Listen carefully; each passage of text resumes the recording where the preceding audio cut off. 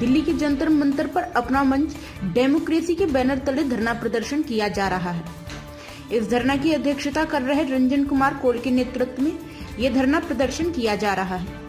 उनकी मांग है कि उत्तर प्रदेश में निवासरत कोल आदिवासी जाति को अनुसूचित जनजाति में शामिल करने के संबंध में दिल्ली के जंतर मंतर पर यह लोग धरना प्रदर्शन करें।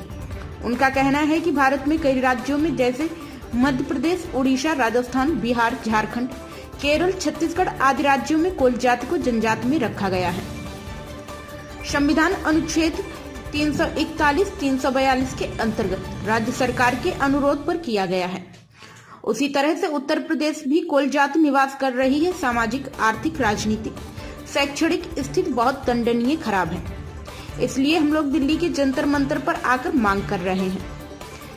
आइए सुनवाते हैं अपना मंच डेमोक्रेसी के बैनर के माध्यम से रंजन कुमार क्या मांग कर रहे हैं सरकार दिल्ली के जंतर मंतर से।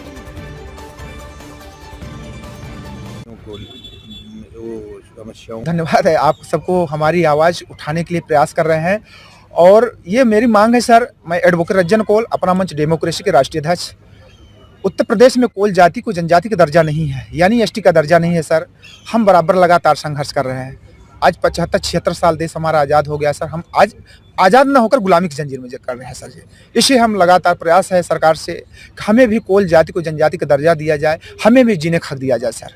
क्योंकि जिस प्रकार सामान्य वर्ग को आपने 10% आरक्षण दिया आर्थिक आधार पर, ओबीसी भाई को 27% आरक्षण दिया, एससी भाई को 22% आरक्षण दिया, तो कोल के साथ सौतेला व्यवहार क्यों?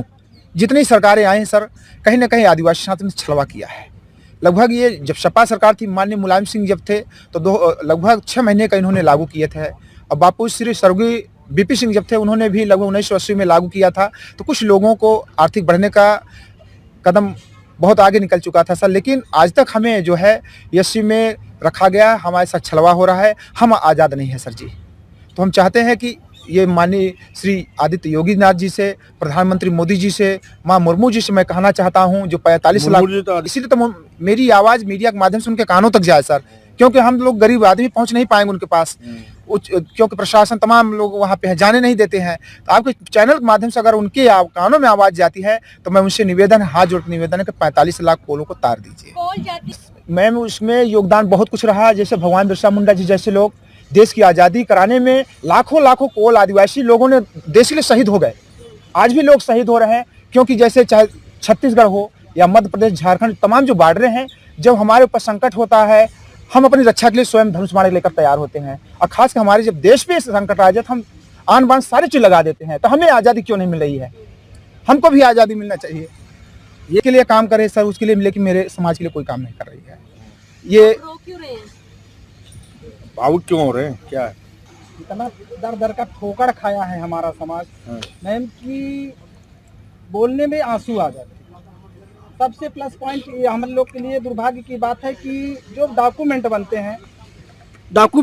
हैं वो एससी के बनते हैं। हमारे रिकॉर्ड में लिखा कोल है।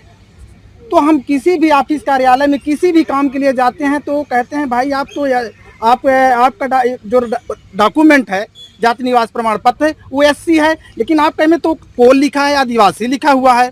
तो हर जगह से हम बहुत पदों से, बहुत नौकरियों से पीछे चले जाते हैं। हम ये चाह रहे हैं कि जिस प्रकार से मध्य प्रदेश, छत्तीसगढ़, अन्य राज्यों में उत्तर प्रदेश के कोलों को एसटी का दर्जा है, उसी प्रकार उत्तर प्रदेश की सरकार हम लोगों को एसटी का दर्जा दे।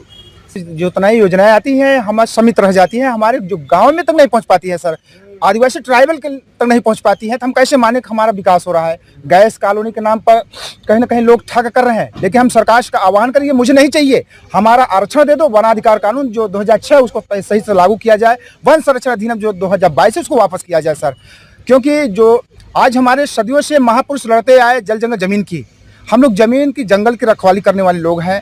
जब जब भी संकट पड़ा है भारत में, पूरे देश में, हम लोग अपना जो है संघर्ष करते चले आ रहे हैं। हमारे जो उत्तर प्रदेश में 45 लाख कोल है और तमाम जो जिले हैं, सोनभद्र है, रापड़गंज है, चंदौली है, मानीपुर है, चित्रकूट है, बांदा, ललितपुर, महोबा, झांसी आदि जो जिले हैं, इसमें कोल बाहुल जो विंध्य प्रदेश है, लगभग जिलों में ट्राइब पहाड़ी इलाकों में, वो पहाड़ी इलाकों में हम सब बसे हैं मैडम। जी सर, हमारा संगठन है भारतीय अधिकार मंच, राष्ट्रीय संयोजक हमारे साथी हैं।